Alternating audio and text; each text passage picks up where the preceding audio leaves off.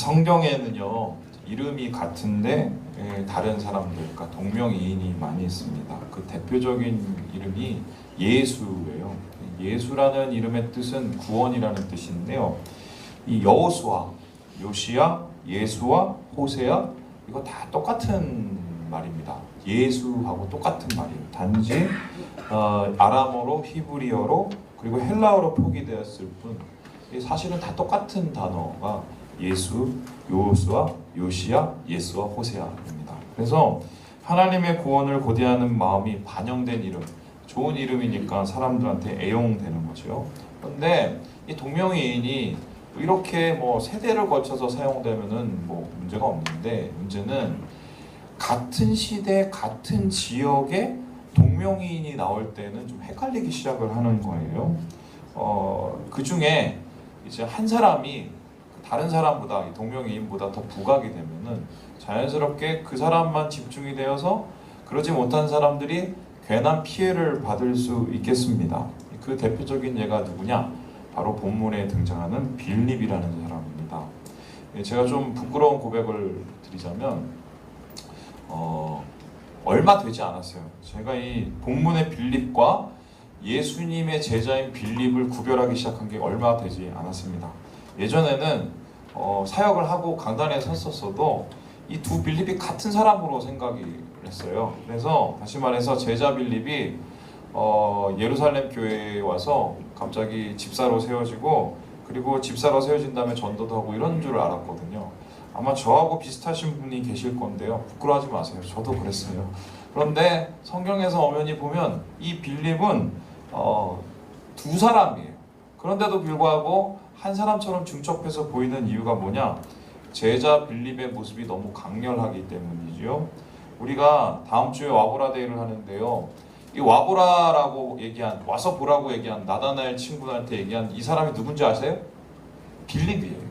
빌립이 얘기한 게 와보라예요. 그런데 이 빌립은 사람을 주님 앞에 데려온 일이 좀 능했는데 헬라 출신 유대인들을 예수님께로 인도하는 일을 담당하기도 했습니다. 뿐만 아니라 오병이어의 기적 사건에는 예수님 옆에서 뭘 했냐? 열심히 돈을 세다 혼났어요. 그리고 그 다음에는 가장 대박이 있는데, 예수님 부활하신 후에 제자들 앞에 나타났는데 한참 예수님께서 부활하고 나서 어떤 능력이 나타나고 어떤 일이 일어날지 설명하고 났는데 빌립이 뒷북을 칩니다. 뭐라고 뒷북을 치냐? 그런데 예수님, 하나님은 언제 보여주실 건데요? 이렇게 뒷북을 쳐요. 그래서 어떻게 보면은 이 빌립이라는 거는 눈치 없는 그러나 순박한 제자들처럼 보이죠. 근데 이후 빌립의 기록은 여기서 끝나버립니다. 오순절 성령 사건 임하잖아요. 제자들이 성령 받는 그 얘기에 잠깐 이름이 거론되고 그 후에 빌립은 등장하지 않아요. 그리고 나서 제자들 빌립이 아닌 바로 사도행전 6장에 떡하고 다른 빌립이 등장하는데요. 우리 함께 6장 말씀을 같이 한번 읽어보죠. 시작! 온 무리가 이 말을 기뻐하여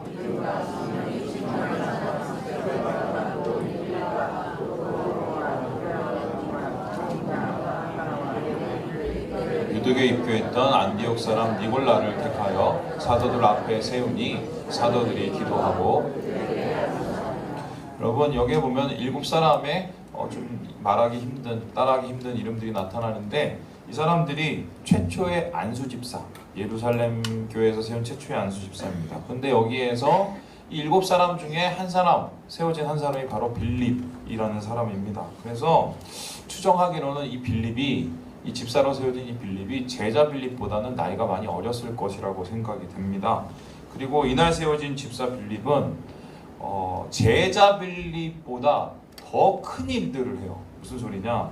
교회 역사상 매우 큰 족적을 남기는데요.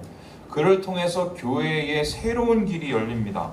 어떤 면에서는 제자 빌립보다 교회 역사에 더 큰 영향을 미친 사람이 바로 집사 빌립이죠. 자, 그렇다면은 이 집사 빌립, 이 빌립은 도대체 어떤 사람일까?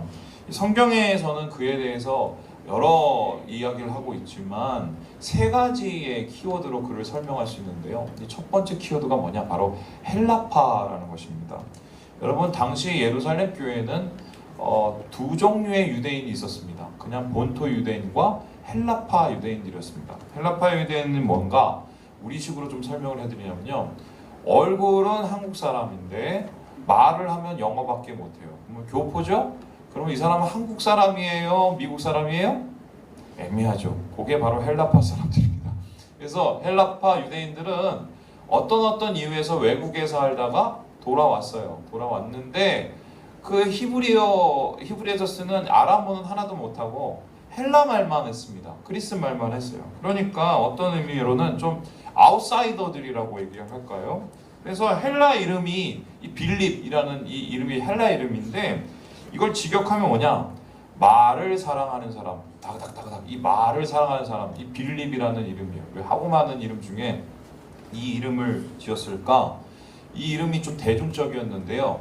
유럽을 한때 제패했던 이 알렉산더 대왕 있죠? 이 알렉산더 대왕의 아버지 이름이 필리포스예요. 빌립이에요. 그러니까 그 위대한 사람의 이름을 따서 너도 크면 크게 되라 하면서 아마 엄마들이 많이 지어준 게 아닌가 이렇게 생각이 됩니다. 그래서 한마디로 빌립은 반은 유대인, 반은 헬라인이었어요. 그래서 당시 예루살렘 교회 내에서 헬라파 유대인들은 어떤 위치에 있었는가? 한마디로 요즘 말로 말하면 인싸, 한마디로 중심 인물은, 핵심 인물은 아니고 좀 이렇게 주변 인물에 가까웠는데요. 이를 드러내는 사건이 하나 있습니다. 그게 뭐냐면 구제 갈등 사건이에요. 이 사도들이 일곱 집사를 세운 이유가 뭔지 아십니까? 바로 구제로 비롯된 갈등의 문제를 해결하기 위해서인데요. 여러분, 이제 군대에서 내려오는 이 금률과 같은 우스갯소리가 하나 있습니다. 뭐냐면 경계에 실패한 군인은 용서해도 배식에 실패한 군인은 절대 용서할 수 없다, 이런 말이 있어요. 왜냐하면 그만큼 가면 먹는 것에 되게 예민해져요. 요즘에는 뭐 어떤지 모르겠어요. 얼마 전에 제가 뉴스에 봤더니 병장 월급이 40만 원이 넘는데요. 그리고 요즘에 저녁 메뉴로 꼬리곰탕이 나온답니다. 그래서 이게 뭐 그래도 항상 배고프겠지만 옛날보다 많이 나아지긴 했어요. 그런데 이 배식의 문제, 예루살렘 교회에서도 마찬가지였던 것 같습니다. 배식, 배분의 문제가 생겼는데요. 당시에 사람들이 헌금을 하잖아요. 자기의 것을 이렇게 하나님 앞에 다 드리면 그걸 가지고 사도들이 뭘 했냐? 고아와 가부를 돕기를 시작했어요. 그래서 한마디로 공동 식사를 하고, 그 다음에 이 필요한 것을 이렇게 구제하는 일들을 예루살렘 교회가 했습니다. 그런데 이 구제가 원활하게 이루어지지 않았습니다. 한마디로 본토 유대인, 아람어를 쓰는 토종 유대인만 좀 잘 챙겨주고, 반대로 좀 아람어 안 쓰고 좀 저기 멀리 있는 헬라파 유대인들한테는 좀 덜 했던 것 같아요. 그래서 같은 유대인이긴 했어도 이 토종 유대인들하고는 간격이 있었다는 것을 분명히 알 수 있는데요. 사도들이 구제와 분배를 맡은 일곱 집사를 그럼 어떻게 됐느냐? 헬라파 사람들로 뽑습니다. 그 이유가 뭐냐? 파격적으로 니네가 알아서 니네가 좀 잘해봐 이러면서 맡겨버리는 거예요. 이런 상황을 비추어 보았을 때 헬라파 유대인이었다? 이 집사 빌립이 헬라파 유대인이었다? 절대로 핵심적인 사람은 아니었습니다. 주변적인 사람이었다는 거죠. 뿐만 아니라 이 빌립은 주변 인물일 뿐만 아니라 이 사람의 지위와 신분도 되게 애매한데요. 집사였고요. 정확히 말하면 평신도였어요. 평신도. 그는 가난한 사람들에게 물품 나눠주고 교회의 필요를 섬기는 그냥 일개 집사였습니다. 지위로는 평신도요, 신분적으로는 헬라파였던 빌립이었지만, 그런데 이후 이 신분과 지위와 혈통이 좀 애매한 이 사람이 어느 사람보다 더 큰 지위와 신분을 넘어선 큰 사람으로 변해버려요. 그 이유가 뭐냐? 우리 함께 사도행전 21장 말씀을 같이 한번 읽어보죠. 시작! 이튿날 떠나 가이사랴에 이르러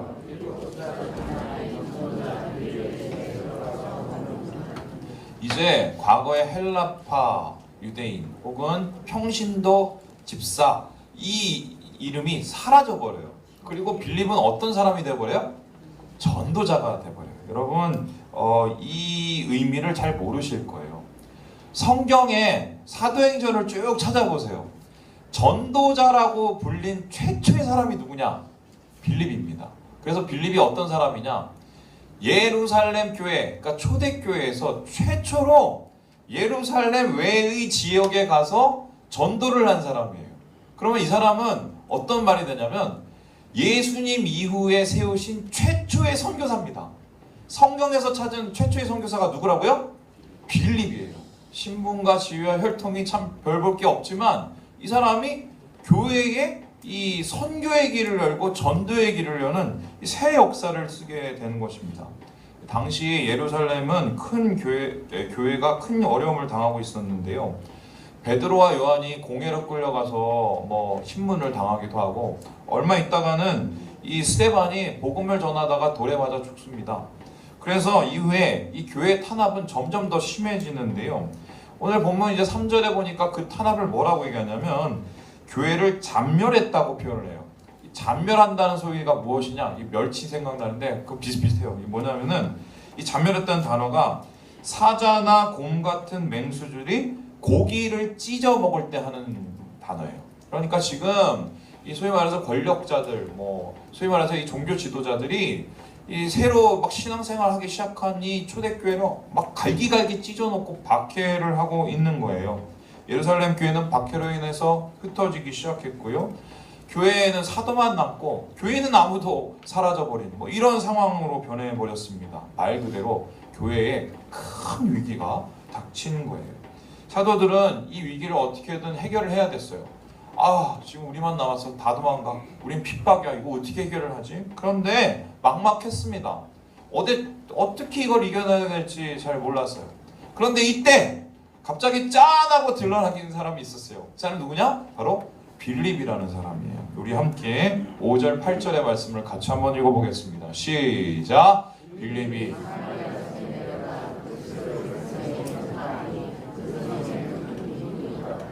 빌립도 이 박해를 피해서 흩어졌어요. 예루살렘을 도망갔어요. 그런데 그 다음에 어디로 갔냐? 사마리아로 갔습니다. 참고로 이 사마리아는 이 유대인들하고 완전히 적대 관계에 있던 왼수들이었거든요. 근데 빌립이 여기를 찾아가요. 그래서 뭘 했냐? 여기서 그냥 할 거 없으니까 전도를 한 거예요. 근데 어떤 일이 일어났냐? 빌립을 통해서 역사가 일어나고 사마리아 사람들이 예수 믿고 변화되는 능력이 나타나기 시작합니다.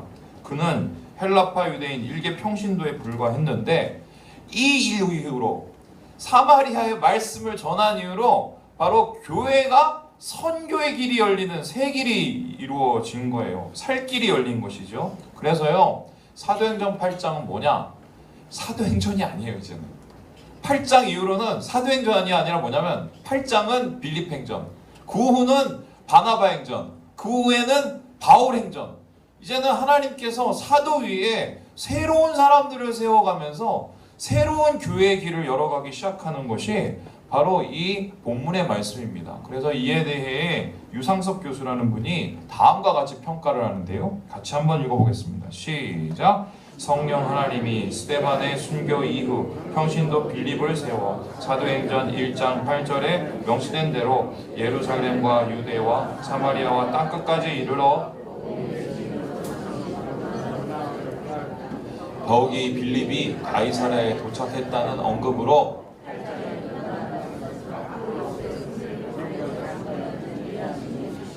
쉽게 설명하면 빌립을 통해서 세계 선교의 문이 열린 건데요.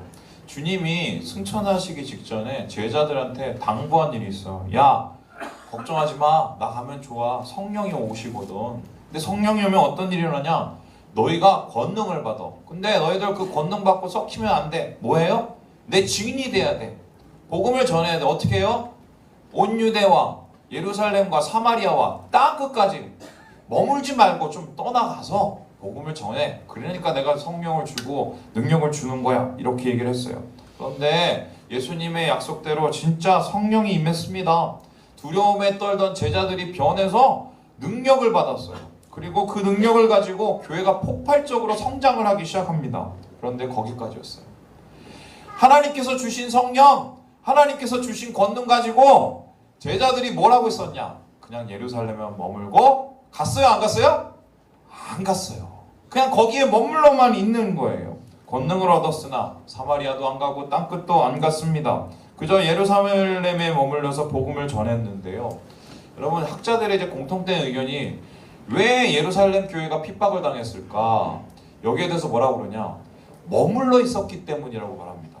하나님께서 명령을 하셨잖아요. 예수님이 야, 권능을 받고 성령을 받았으니까 전해라, 나가서 증거해라, 알아서 내가 다 해줄게. 그런데 그 사명을 받고도 가만히 있으니까 하나님이 어떻게 해요? 억지로 떠나보낸 거예요. 흩어서라도. 바로 이러한 이야기, 바로 이러한 이야기, 남의 이야기가 아니죠. 하나님은 빌립과 같은 새로운 세대, 새로운 개척자들을 세우세요. 그들을 통해 복음의 세계를 여시고 사도행전을 넘어서 빌립행전, 바나바행전, 바울행전을 써내려가기 원하십니다. 빌립은 예수님의 명령대로 사마리아로 갔어요. 성령에 이끌려 땅끝 사람 에디오피아 내시를 만났어요. 그리고 그를 통해서 드디어 예루살렘과 온 유대아 사마리아 땅끝까지 이르러 내 증인이 되라는 주님의 말씀이 이루어지게 되는 것입니다. 빌립과 예루살렘 교회를 보십시오. 이것을 통해서 우리의 모습을 보아야 돼요. 무슨 소리냐? 우리도 역시 주님의 은혜를 받고 능력을 받고 전하지 않고 떠나지 않고 머물고 멈춰서면 어떻게 될까요? 어떻게 될까요? 하나님이 흩어놓으세요. 어려움을 주실 수도 있어요. 제가 그냥 이거 뻥치는 거 아니에요. 말씀해 보면 다 그래요. 그도 안 되면 하나님이 우리 대신에 다른 사람 세웁니다. 다른 사람을 세워요. 복음이라는 것이 그렇습니다. 전하지 않으면 스스로 전화합니다. 교회를 흩어서라도 복음이 스스로 길을 엽니다. 빌립과 같은 새로운 세대에 세우셔서 구원의 역사를 이루어가는 게 하나님의 능력, 복음의 능력이라는 것이죠. 목사님 왜 아프리카 난민 사역합니까? 우리도 지금 못 살고 있는데 왜 시베리아하고 먼 데까지 갑니까? 그 추운데 매년마다 왜 아브라데인이 홍크맹 대인이 왜 이런 거 합니까? 여러분 저도요 이거 준비할 때마다 정말 힘들어요. 막 우리 교육자들 부교육자들하고 야 이거 우리 안 오면 어떡하냐 이런 걸 우리가 왜 고통을 받는지 저도 잘 모르겠어요. 그리고 굳이 여기서 사역을 멈추고 우리끼리 잘하고 잘 지냈으면 저도 좋겠어요. 그런데 기도할 때마다 하나님이 말씀을 마음에 뭐 주면 야 너 그러려고 너 여기 왔냐? 그러려고 내가 너 목사 세웠냐? 이 말씀을 하나님이 계속 주세요. 왜냐하면 하나님이 부르신 거는 사명 이루려고 부르시는 거거든요. 그래서요 빌립의 모습을 보면서 베드로와 요한의 모습을 한번 생각을 해보세요. 아니 나는 예수님 옆에서 직접 따라다니고 3년 반을 열심히 한 사람인데 교회가 이 모양 이 엉망이 됐는데 갑자기 하나님이 나를 통해서 안 하시고 왜 뜬금없이 쟤를 통해서 저 교회 길을 여시지? 아마 황당했을 거예요. 왜냐하면 그들의 마음속에 복음의 시각과 하나님의 명령을 이해할 수 있는 시각이 갖춰졌기 때문이죠. 바로 그렇습니다. 죄송한 말씀 드리는데요. 하나님께서 사용하실 때 감사하면서 최선을 다하는 게 그게 맞아요. 우리가 자격이 돼서 하나님께서 사용하시는 거 아니기 때문입니다. 저는 모자라고 부족하지만 하나님께서 사용하시기로 작정하셔서 여기 강단에 서 있습니다. 제가 제 모습을 다 까고 제 과거를 다 까면 죄 많고 흠 많고 더럽고 모가 난 그런 사람인데 거룩한 하나님의 강단 앞에서 말씀을 내가 전하는 게 말이 돼요? 그냥 하나님이 몰아붙이셔서 야 여기 세워요. 그래서 저는 그냥 부족하고 연약을 해도 하나님 그렇게 세우신 거 그냥 감사하면서 살려고 그렇게 노력을 해요. 제 마음속에 막 불평하고 원망하는 마음이 왜 없겠어요? 이거 그만두고 싶은 마음이 왜 없겠어요? 그런데 그거는 하나님이 주시는 마음이 아니에요. 하나님이 주시는 맡은 자에게 구할 것은 뭐예요? 충성이에요. 왜냐하면 주님이 사용하시는 것 자체가 감사한 거예요. 나 부족하고 연약한데 빌립 아무것도 안 되고 신분과 지위도 안 되지만 그런 사람들 하나님이 사용하셔서 세우셨어요. 여러분 잠시 뒤로 돌려보면 베드로, 요한, 야고보 다 그런 사람들이었어요. 지금은 능력받고 무슨 교회에 수장된 듯하지만 사실은 그렇게 연약한 사람들 하나님이 세워주셔서 하나님이 주의 교회를 통해서 일하시는 건데 우리가 그것을 잊어버리고 하나님 주신 사명과 하나님의 주신 마음을 잊어버리고 감사를 잃어버리고 최선을 잃어버리고 충성을 잃어버린 거는 이거는 말도 안 되는 얘기라고 할 수 있겠습니다. 그래서요 충성은 성령의 열매고 은혜로 세웠으니까 은혜로 감당하는 것이 우리의 앞으로의 사명이 이게 맞아요. 이게 토를 달 게 없어요. 저 이거 저한테 얘기하는 게 아니에요. 이건 우리 모두에게 대한 얘기예요. 하나님은 그렇게 오늘 우리를 통해서 빌립 행전을 쓰기 원하세요. 사도들의 행전, 그들의 행전이 아니라 부족하고 연약한 사람, 헬라파 일개 평신도 이 사람을 통해서 빌립 행전 쓰신 것처럼 성민이 행전, 삼일교회 행전, 그리고 여러분의 이름을 통해서 행전을 나가시기 원하십니다. 하나님께서는 우리를 통해 큰 역사를 이루시기 원하는데, 그런데 이를 위해서 꼭 필요한 게 한 가지가 있어요. 이게 없으면 안 돼. 뭔가? 우리 함께 26절의 말씀을 같이 한번 읽어보겠습니다. 시작. 주의 사자가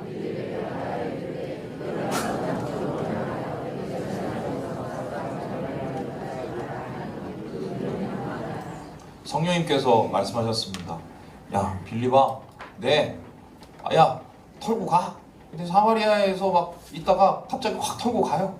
그러면 남쪽으로 어딘지 가르쳐주지도 않아요. 막 가요. 가다 보니까 시커먼 사람이 한 명 있어요. 야, 빌립아, 너 거기 수레로 가까이 가. 그 검은 사람한테 가까이 가. 갔어요. 갔더니 갑자기 막 무슨 말씀이 들려. 올라탔어요. 전했어요. 그랬더니 그 사람이 어떻게 해요? 예수를 받아 듣고 복음을 듣고 변해버려요. 그러고 나서 저 세례를 받을게요. 말도 안 되는 일이는 세례를 줬어요. 그러고 나서 그 사람하고 또 더 좋은 시간을 누릴 수도 있는데 갑자기 성령님께서 뭐예요? 떠나! 뒤도 안 보고 다 털고 다 떠나버려요.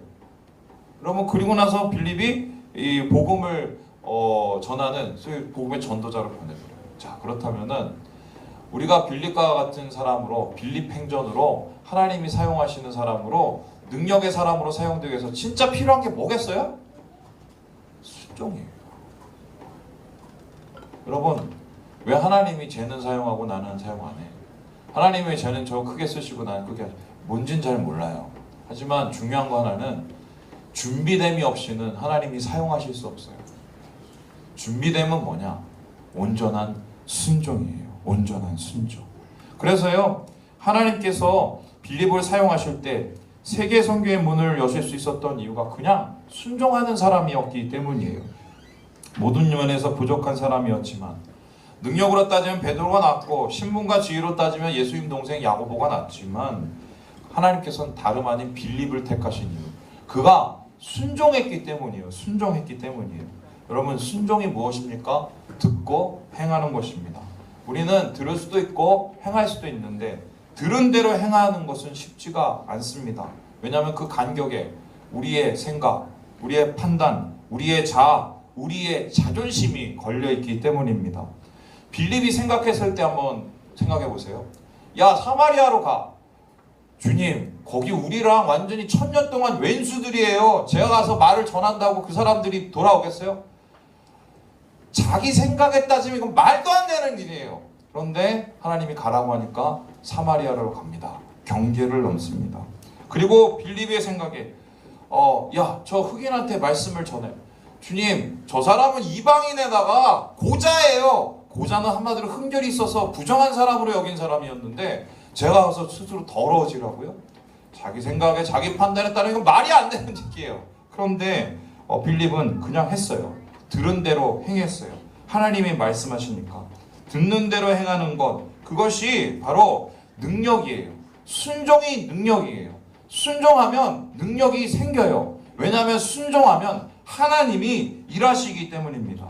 여러분, 제가 그 앤드류 머레이의 순종이라는 책을 얼마 전에 샀는데 여기에 좀 재미있는 이 동화 같은 얘기가 있어요. 한번 제가 읽어드릴게요. 작은 가지야, 너는 포도를 맺는 것 말고 달리 할 일이 있니? 아니, 없어요. 그러면 너는 다른 아무 것에도 쓸모가 없니? 다른 아무 것에도 쓸모가 없습니다. 이렇게 얘기를 하고는 여기에 대해서 앤드류 모레이라는 목사님이 뭐라고 얘기하냐, 완전한 순종은 완전히 맡겨진 작은 가지처럼 그리스도께 나를 완전히 드려 그분이 행하기를 바라시는 바를 행하시도록 하는 것이다. 한마디로 순종하는 자를 하나님 사용하신다고 이렇게 얘기했어요. 근데 제가 이 얘기를 딱 듣고 보면서 좀 마음이 좀 어려웠어요. 왜 그러냐? 아니, 내가 가지밖에 안 돼. 그리고 내가 시키는 대로 다 해야 돼? 막 이러면서 이게 이 순종에 대한 얘기가 뭔가 좀 걸끄럽게 오는 거예요. 그래서 하나님 앞에 엎드렸어요. 하나님, 왜 여기 이 순종에 대한 얘기를 하는데, 하나님께 순종하라는 얘기를 하는데 왜 나 마음이 이렇게 힘듭니까? 왜 순종이라는 말이 이렇게 자꾸 걸리고 저는 순종하기가 너무 싫죠? 이렇게 기도를 했어요. 그런데 하나님께서 마음을 주시기를 내 마음이 고장났다고 얘기하셨어요. 여러분, 보통 사람들은 순종한다고 얘기했을 때 요즘 되게 힘들어하세요. 그 이유가 뭐냐면 잘못된 권위에 순종의 배신을 당했기 때문에. 거기에는 어떤 목사님도 있을 수 있고 또 부모도 있을 수 있고 어떤 지위가 있는 사람일 수도 있어요. 여러분, 그 사람들은 그냥 사람이에요. 사람 때문에 하나님 앞에 순종하는 것을 포기하면 그것만큼 멍청한 일은 없습니다. 사람은 변하고 우리를 속이지만 하나님은 우리를 속이거나 우리를 이용하지 않으세요. 하나님은 우리를 들어서 주의 거룩한 일에 사용하시고 우리에게 영광을 나타내시기 원하시지, 우리를 이용해서 이용할 만큼 이용하고 버리고 우리를 통해서 하나님의 뱃속만 챙기시는 분이 아니시라는 거예요. 그래서요, 우리가 아무리 잘났다고 해도 하나님 앞에 그냥 가지에 불과해요. 가지가 포도나무에 매달려 있는 것 외에 열매 맺을 방법이 있습니까? 그래서요, 가지는 가지다워야, 포도나무에 달려 있어야 살아요. 우리가 순종을 하는 이유가 뭐냐? 살기 위해 순종을 하는 거예요. 순종 안 하면, 가지가 포도나무에 안 맺혀 있으면 죽으니까, 열매를 못 맺으니까. 왜 내 삶에 맨날 이렇게 똑같고 변화는 없고 기쁨은 없을까? 여러분, 포도나무에 안 달려 있어서 그래요. 순종 안 해서 그래요. 내 뜻과 내 마음과 내 고집에 매달려 있기 때문에. 바로 하나님께서는 순종을 통해서 일하시고 순종을 통해서 역사를 하시기 때문에. 제가 어제 말씀을 준비하는데 뭐 이런저런 얘기를 하다가 한 집사님이, 우리 교회 집사님이 저한테 이런 얘기를 하시더라고요. 제가 누군지는 밝히지 않을게요. 근데 목사님, 제가 요즘에 되게 기뻐요. 그러시더라고요. 한마디로 말씀드리면 되게 행복하대요. 그래서 이분이 무슨 로또에 당첨됐나? 아니에요. 참고로 말씀드리면, 제가 우리 교회 맨 처음에 왔었을 때 이렇게 표정이 항상 좀 이렇게 어두우신 분이셨어요. 그런데 이 분이 최근 뭐 한 몇 달 되게 기쁘대요. 그래서 아니, 왜 기쁘세요? 물어봤어요. 그랬더니 아침에요, 일어나서, 진짜 거짓말 안 해요, 이거 놓고 이름을 다 읽으면서 기도를 한대요. 그리고 영혼들 돌아오기 위해서 기도하고, 아보르다에 위해서 기도하고, 교회에서 기도하고, 아이들 위해서 기도하고 오면 마음이 그렇게 행복하대요. 그리고 일을 하고 또 일을 통해서 뭐 벌고 이러는데 그런 것 자체가 행복하대요. 제가 그 얘기를 듣고 되게 기뻤어요. 왜냐면은 정말 그거 위해서 기도 많이 했거든요. 좀 삶 속에서 기쁨을 누릴 수 있도록 그분을 위해서 제가 진짜 기도를 했어요. 하나님, 저분이 좀 기뻐할 수 있도록, 저 가정이 기뻐할 수 있도록.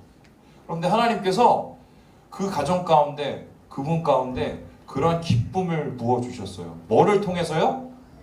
순종을 통해서요. 근데 그분이 저한테 이렇게 얘기했어요. 목사님, 요즘엔 불평이 안 나와요. 근데 언제까지 이럴지 되게 두려워요. 불평이 안 나옵니다. 야, 그 모습을 보면서 나중에 제가 감동이 넘어서 뭐냐면, 마음에 뭐냐, 도전이 됐어요. 그래. 순종하면 능력이 생기고 순종하면 기쁨이 생기는데, 우리가 순종을 할 수 있는 이유가 뭐예요? 하나님을 믿기 때문이에요.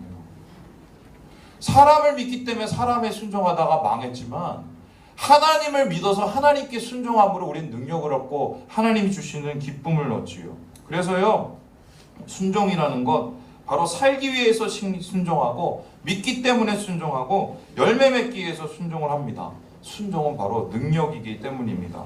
빌립은 순종의 사람이 되기로 작정을 했고요. 성령의 음성을 들었고 즉각적으로 반응했고, 경계를 넘었고 시간을 넘었고 장소를 넘었습니다. 그 다음에는 하나님께서 다 알아서 하셨어요. 우리 함께 30절의 말씀을 같이 한번 읽어보겠습니다. 시작! 빌립이 달려가서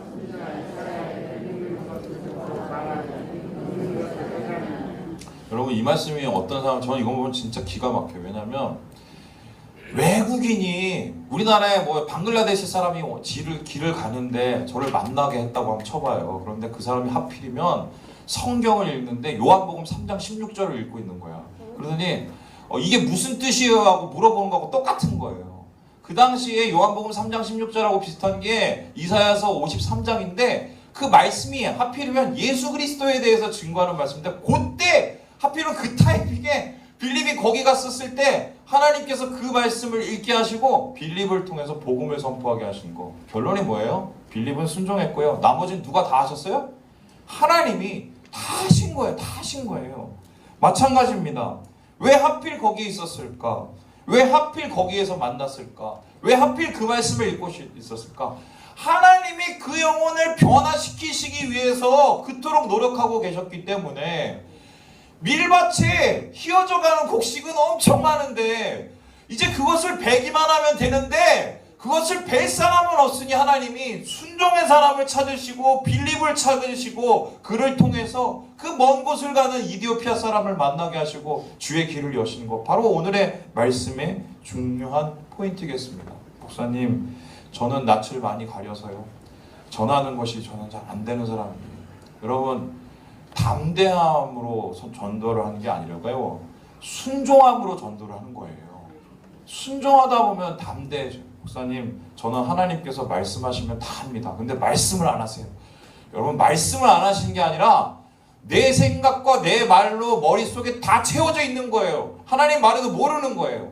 그래서 하나님께서는 빌립은 담대하게 전하는 것이 아니라 순종해서 전했고요, 하나님께서 잃어버린 영혼을 사랑하시고 그들이 돌아오기를 간절히 원하신다는 그 사실 한 가지만으로 순종하면서 전도자가 되고 선교자가 되었던 것입니다. 그렇게 최초의 선교자가 된 그 사람을 통해서 베드로와 요한은 그 길을 똑같이 쫓아서 선교를 시작하고 그의 후예들이 나타나서 세계와 열방을 정복하는, 말씀으로 정복하는 일이 나타나게 된 것입니다.